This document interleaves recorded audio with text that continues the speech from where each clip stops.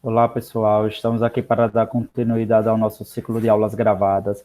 E hoje a nossa aula vai falar um pouquinho sobre a refração geométrica da luz.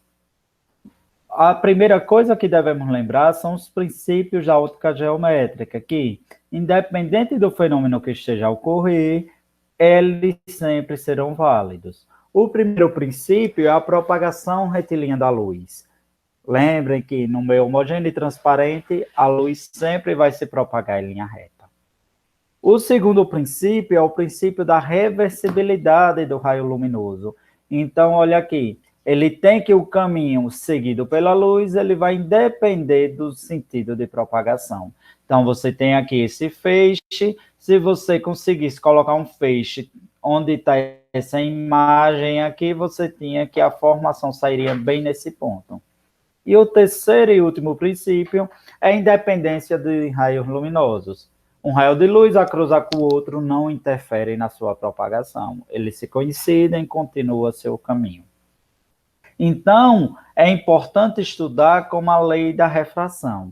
Nas aulas anteriores, nós vimos a reflexão, que é quando o raio luminoso ele encontra uma barreira, ele não consegue ultrapassar essa barreira, no caso, um espelho, por exemplo, e ele reflete. Quando ele reflete, ele continua no mesmo meio. Então, nós vemos que lá as leis da refração, ela relaciona um raio incidente e um raio refletido. A refração é quando esse raio luminoso ele encontra uma barreira e ele consegue ultrapassar. Quando ele faz a passagem de um meio para outro, implica na alteração da velocidade de propagação. Então, olha aqui, ele encontrou aqui uma superfície que é tipo a delimitação entre os dois meios. Por exemplo, você tem lá um ar saindo do ar, entrando no aquário. A superfície lá da água vai ser a superfície que ele vai refratar. Então você tem, olha, que a velocidade de propagação da luz, ela vai depender do meio. Então nós temos que a maior velocidade possível é a da luz no vácuo, que é 3 vezes 10 a 5 km por segundo, ou 3 vezes 10 a 8 metros por segundo, transformando. Então, qualquer outro meio que você coloque para a luz se propagar, você tem que vai ser uma velocidade menor que essa. Então, a maior velocidade de propagação da luz possível é no vácuo, 3 vezes 10 a 8 metros por segundo. Então, toda vez que você muda a luz de meio, você altera a sua velocidade. Isso ocorre devido à densidade do meio. Então, nós vamos ver que a velocidade de propagação ela vai depender diretamente do meio que ele se encontra. Então, por exemplo, você tem um pequeno vidro praticamente transparente. Você tem que a luz vai passar, vai refratar de uma maneira que você vai ver, vai ser possível digamos assim, a visualização. Se você bota 10 camadas, já fica mais difícil, porque ele fica mais denso. Se você consegue empilhar muito próximo, 1000 camadas, já fica praticamente impossível a passagem da luz. Então, essa velocidade aí, ela vai depender do meio de propagação. Então, a primeira característica que a gente deve ter é o índice de refração absoluto de um meio ou refringência de um meio. Refringência é o termo técnico dado para isso. Então, olha, é a relação quando você compara a velocidade da luz em um determinado meio com a velocidade da luz que é constante, que é a do vácuo. Então, a do vácuo é o fator limitante. Você tem que isso vai ocorrer sempre que você comparar a velocidade da luz em um determinado meio com a do vácuo. Então, o índice de refração do meio vai ser C, que é a velocidade da luz no vácuo, dividido por V. Então, o menor valor de índice de refração absoluto de um meio, ele é sempre maior ou igual que 1. Então, olha, você tem aqui a água, ela possui esse índice de refração aí. Você tem o álcool ético, você tem que ele tem um índice de refração muito próximo, aqui 1,333, aqui 1,362. A acetona, 1,357. O querosene, 1,448, no Jol, que é um óleo laxante, 1,477, bálsamo do Canadá, 1,537. Então, olha aqui, você tendo esse índice de refração do meio, você consegue, já que é um valor fixo para determinados meios homogêneos, você tem como calcular a velocidade de propagação da luz nesse meio. Então, vamos lá, ele diz que está um meio com água. Então, olha, 1,33 coloca aqui, você substitui C por a velocidade da luz, você encontra a velocidade que o raio luminoso se propaga lá na onda. Então, aqui é emitida por um laser de sódio e ele é mais ou menos próximo da luz visível. Então, olha, esse meio a refringência, ele sempre vai relacionar um meio que você deseja relacionar com um vácuo. Porém, você tem, por exemplo, em algumas situações, propagações que não envolvem o vácuo. Ou seja, você tem lá um raio luminoso se propagando no ar e ele entra na água. Então, ele não vai ser mais absoluto, ele vai ser relativo, porque ele está comparando dois meios que não sejam o vácuo. Então, você tem aqui, olha, um feixe de luz, ele passou da barreira, ele não voltou, então ele refratou. Então, quando ele refratou, ele saiu do meio 1 e foi para o meio 2. O meio 1 tem um índice de refração 1. O meio 2 tem um índice de refração absoluto 2. Pronto.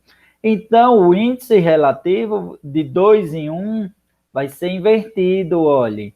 Ou você divide o N2 por N1, que é uma conta que, mais comumente, você vai ter as velocidades de propagação.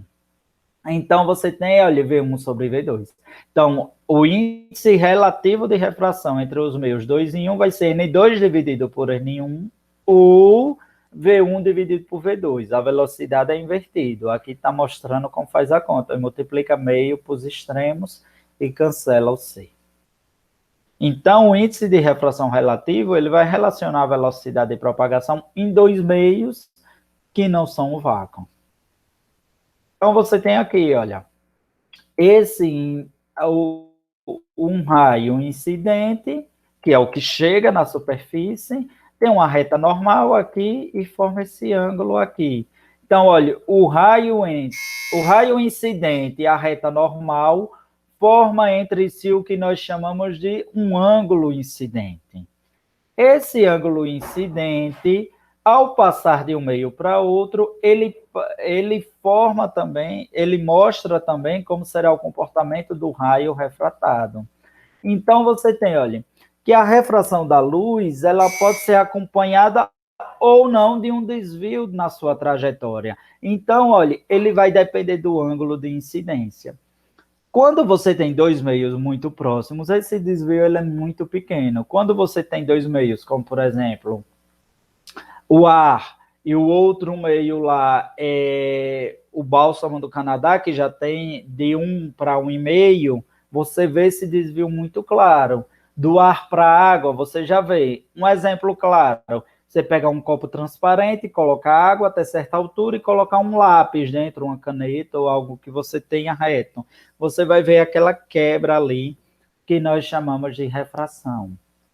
Então, isso, sabendo desses primeiros conceitos, nós vamos para as leis da refração, que são as características próprias desse fenômeno. Você tem que, a primeira lei, ela vai dizer o seguinte: o raio incidente, a reta normal e o raio refratado, eles são coplanares, ou seja, a inclinação que você tem no raio incidido, ele não vai desviar para os lados, ele sempre vai continuar naquela mesma direção. Então, você tem um raio, você incide nessa direção, ele vai refratar, mas sempre nessa direção, ele não vai desviar para os lados. Então, essa é a primeira lei da refração. A segunda lei da refração é a lei de Snell-Descartes. Então, falou em lei de Snell-Descartes, vai ser essa. Ela relaciona esse ângulo de inclinação e esse ângulo de refração. Do mesmo jeito que a gente tinha lá aqui na reflexão, do mesmo meio, você tinha que os índices eram iguais, aqui nesse você vai ter que existe uma mudança que é relacionada com o seno desse ângulo. Então, olhe, o índice de refração do meio 1, vezes o seno do ângulo da incidência, que é o meio que ele está contido, vai ser igual a N2 vezes o seno de R. Mas lembre-se também, a gente já aprendeu a calcular o índice de refração relativo. Então, olhe, o seno incidente sobre o seno refratado é igual a V1 sobre V2. Então, essa é a condição. Então, lembre-se, sempre vai ser o incidente sobre o refratado, V1 sobre V2. Nós temos com isso outra coisa também, outra característica do sistema. Então, olha, você tem que a luz, ao passar de um meio menos refringente para um mais, a reta aproxima-se da normal. Então, olha, você tem aqui esse meio mais denso, ela vai dar uma inclinada próxima dessa normal. Então, NB maior que NA. Então, isso implica o quê? Que o índice de incidência ele vai ser maior que o índice refletido. Então, pessoal, é assim, vocês vão ter isso, e quando tem um meio mais denso, ele vai refletir. Por exemplo, você tem aqui uma superfície, o ar está se propagando, a luz está se propagando no ar, a encontra o vidro da sua casa, ele vai sofrer uma reflexão se aproximando do vidro. Essa reflexão, quanto mais denso for esse vidro, mais próximo aqui da normal ela vai chegar, tanto ao ponto dela fazer um desvio aqui seguindo a normal. O segundo modelo, ele é um modelo que diz o seguinte, quando o NA ele é mais refringente que NB, então você vai ter que ele vai se desviar lá da normal. Então você tem a luz saindo de um meio, ela encontra um meio menos denso, ela vai se espalhar. Então ocorre, por exemplo, quando você tem aí uma projeção, que você está tirando lá de dentro da superfície do projetor e está encontrando o ar, a luz se espalha. Então, olha, a luz a passar de um meio mais refringente para o menos refringente, ela vai se afastar da normal. Então, um exemplo bem claro, um raio luminoso forma ângulos iguais a 30 graus e 45 graus com a superfície que separa vácuo e o meio X, como mostra a figura. Então, olha aqui, ele saiu do vácuo e ele entrou aqui para o meio X. Ele quer que você determine o meio de refração e a velocidade desse meio. Então, olha, você tem que N1, você já usa logo de cara. Falou em ângulo, você usa a lei de Snell-Descartes. Então, N1 vezes o seno incidente é igual a N2 vezes o seno refratado. Então, 1 vezes. Ele aqui, quando vai usar a conta, pessoal, é o ângulo de inclinação entre o raio incidente e a normal. Esse raio incidente, esse ângulo aqui está sendo formado, não é com a normal, é com a superfície. Então, lembrem aí. Lembrem lá das aulas de trigonometria. Você vai ter que esse pedaço aqui, para chegar na normal, ele vai valer 60, porque aqui é forma um ângulo reto de 90. Então, isso aqui tem 30, com a normal vai formar 60. Então, seno de 60. O N2 vai ser o seno entre esse ângulo e a normal também. Lembre-se, o ângulo aqui que forma com a normal é 45, nesse caso coincidiu. N2 vezes seno de 45. Principal problema na refração, a ideia de você entender quem são os ângulos. Então, o índice de refração, o N1, se é no vácuo, o N1 vai ser 1, vezes raiz de 3 sobre 2, que é o seno de 60. Vai ser igual a N2, que é quem nós desejamos saber, vezes raiz de 2 sobre 2. Esse 2 aqui dos dois lados está dividindo, você pode cancelar. Então, você tem que N2 vai ser raiz de 3, que é esse carinha, raiz de 2 está aqui multiplicando, vai dividindo. Quando você faz a conta, você deve fazer a conta nessa situação, você vai encontrar um valor de N2 igual a 1,21. Então, esse N2 aqui, ele é absoluto ou relativo? Ele é absoluto, porque ele foi comparado com um vácuo. Sabendo o valor de N2, você tem como encontrar a propagação, a velocidade no espaço 2. Então, olha, vai ser N2 é igual a C sobre V2. Então, olha, N2 foi quem você encontrou aqui na conta, a velocidade é a velocidade no vácuo, e aqui é V2 quem você deseja saber. Você tem que aqui estar multiplicando, o V2 sobe e esse desce, então vai ser 3 vezes 10 a 8, dividido por 1,21, dá 2,48 vezes 10 a 8 metros por segundo. Essa é a velocidade no 2. Então, é um conteúdo fácil, mas quando vai aplicar, ele tem suas nuances aí.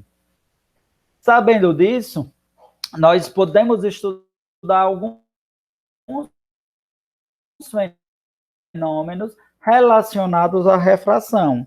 O primeiro fenômeno, na verdade, ele foi sugerido o seu uso lá, ele já vinha desde a Índia antiga, mas esse fenômeno de refração aí foi formulado exatamente por Newton, durante lá a pandemia da peste negra. Então, o prisma, ele é um fenômeno relacionado à refração da luz. Você tem a luz branca, ele passa aqui e já sofre uma refração espalhando. Olha que é um ângulo inclinado. Passa prisma, ele tem que ter uma inclinação. Depois ele passa aqui por outro vidro e aqui sofre outra inclinação, fazendo dispersar mais. Então, essa é a principal aplicação da refração. Ah, professor, mas eu tenho de ter um prisma para ver a refração? Não. Você tem que o arco-íris é o principal exemplo de refração na natureza.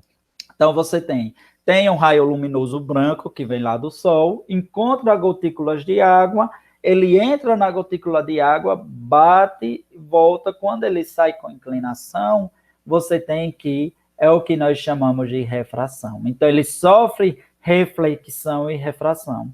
Uma dica para vocês, a refração, ela é diretamente associada à reflexão. Ou seja, quando você encontra um meio, por mais que você seja que ele é um bom refrator, que ele faça uma passagem ideal, ele vai ter algumas perdas por reflexão. Ou seja, isso vai permitir, por exemplo, saber em que ponto a luz está incidindo, porque ali está mais claro. Então, ali é um momento de reflexão e você tem que, o que não conseguiu passar, ele vai ser refletido, vai iluminar o meio, ou vai gerar feixes mesmo de reflexão.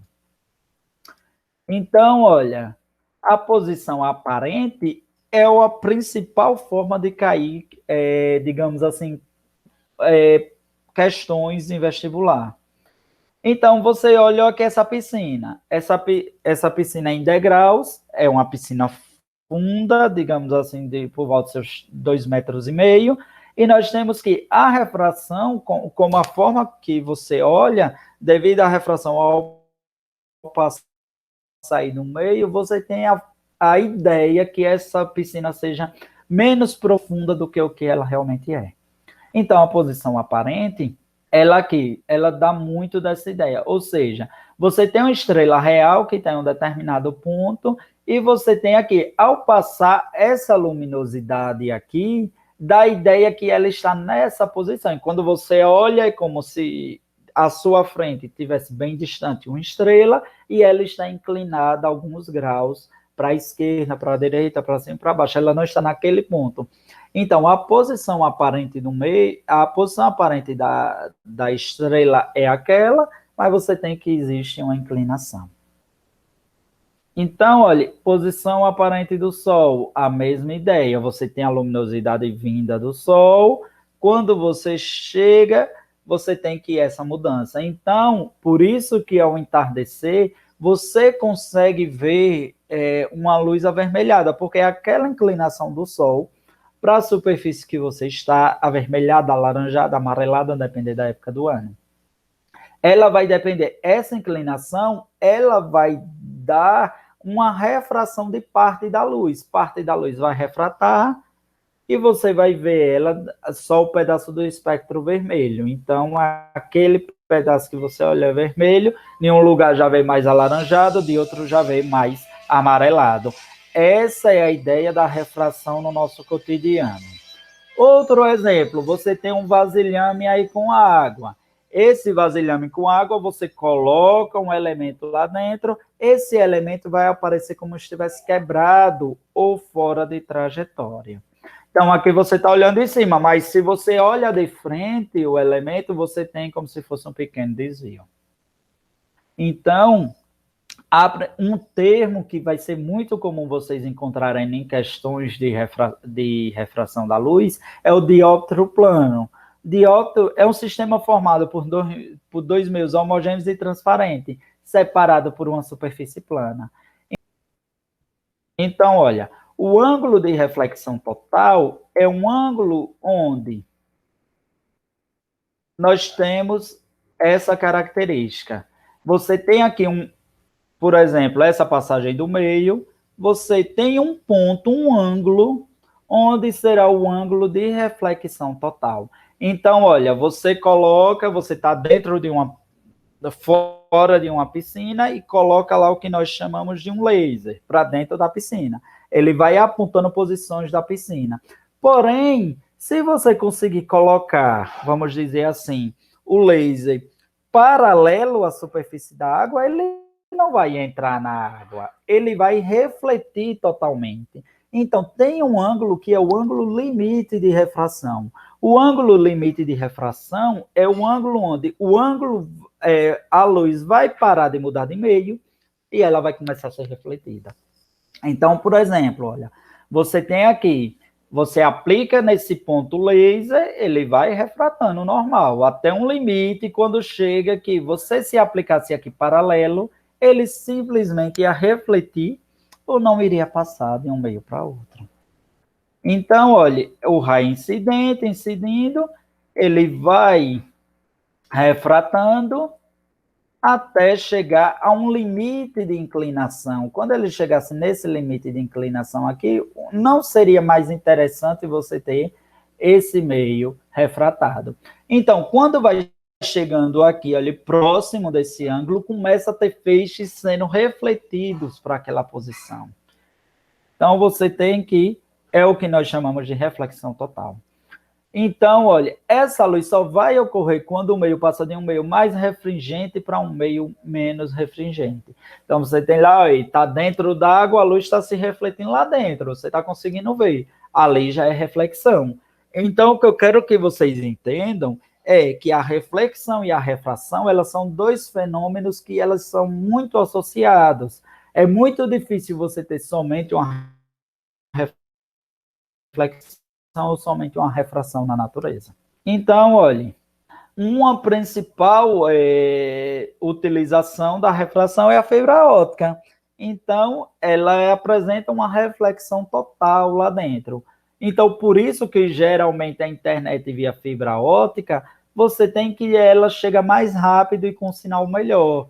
Então, você tem, olha, é aplicado lá um sinal aqui, de luz nesse caso, e ela vai tendo uma inclinação lá dentro, de forma que permita ter espelhos onde você vai ter uma reflexão total. Então, a fibra óptica não é aquela que você está vendo, não. É uma fibra que está dentro daquela que vai sendo propagada. Então, aí é uma aplicação, você tem um codificador, você lança esse sinal e um diodo vai lançando. É um pouco mais complicado do que o que internet, é o que você entende. Então, olha, a fibra óptica, por exemplo, ela permite essa propagação eficiente até pelo fundo do oceano. Então, chegando a internet a regiões mais difíceis. Então, olha, uma explicação dessa é você analisar, por exemplo, as imagens formadas. Você tem uma imagem formada, por exemplo, uma imagem formada em uma poça d'água, as miragens são exemplos de um fenômeno associado de reflexão e refração. Finalizando essa parte, nós já falamos de reflexão em ambientes planos e refração em ambientes planos. E todas elas, e ambas, aliás, elas têm o que nós chamamos de a obediência aos princípios da óptica geométrica. Então, a aula de hoje nós falamos de refringência, que é o índice de refração em relação ao vácuo. Falamos de índice relativo, que é quando você compara as duas velocidades de propagação. Sabemos que a velocidade de propagação de um raio luminoso ela vai depender da densidade do meio, e vimos como, por exemplo, a lei de Snell-Descartes. Também chegamos ao ponto do dióptro plano, que é uma superfície que vai dividir dois meios transparentes. Para ser dióptro plano, você tem que ser dois meios transparentes. Uma aplicabilidade do dióptro plano, você tem, por exemplo, a posição aparente. Então, você olhou lá que o cálculo da posição aparente, ele vai depender do ângulo que você olha em determinada imagem.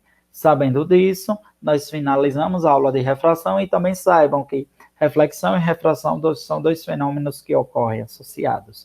Eu continuo de modo síncrono via WhatsApp. Qualquer dúvida pode questionar por lá. Até a próxima aula.